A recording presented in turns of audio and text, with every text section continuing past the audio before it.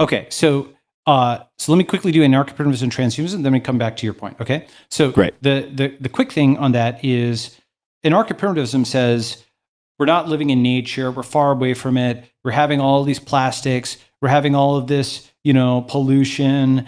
That's why maybe there's a like a right of center version of that, which is like our testosterone count is down, and like, which it is actually, that's not like a conspiracy theory, it's actually like a scientific fact. It's like way lower than it used to be for adult men. All that is down, and so there's some aspect, where this is now like neutral. We're diabetic, we're eating all these grains, it's all bad. Instead, we need to kind of reject modern civilization in part or full, like the Unabomber thesis, and just go back to the land, right? And of course, the problem with this is I think that's a romanticized version of what going back to the land is. I don't care if some people want to go and do like an Amish thing and live on their own or snapshot some point in time. They want to like tear down industrial civilization. Conversely, the transhumanist thing is the opposite, which says what makes us human is technology. Richard Wrangham's book, How Cooking Made Us Human. You ever heard of that? I have, yeah. Mm-hmm. Okay, so finally, one book I've heard of. So Wrangham's book is interesting. I've also read Horton Hears a Who, just to establish my level of reading. Continue. Your Chinese is way better than mine, and we have a non-overlap. And I should say non-overlap. I learned from like Tools of Titans is amazing. Thank you.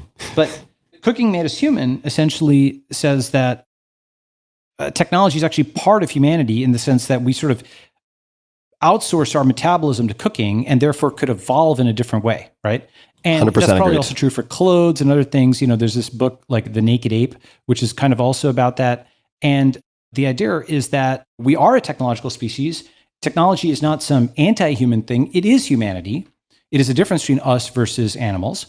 And so our destiny is to get to the stars. Let's do this, right? Let's become transcendent beings, like one with the machine, brain-machine interface. Like this vessel is just what we are today, but our ancestors, if we really want to make our ancestors proud, they were like single-cellular organisms or like non-human creatures. So whatever is in front will be to us as we are to them, right? And so that's like the transhumanism thing. And what's funny is, both of these in their extreme form are like off-putting to some people, right? They're like, why can't we just like stick where we are? But the nature of things is that those people who have ideological zeal will start pulling the train in one direction versus another. It's very hard to kind of keep something just like stable in one state, You have to end technology and communication, et cetera, right?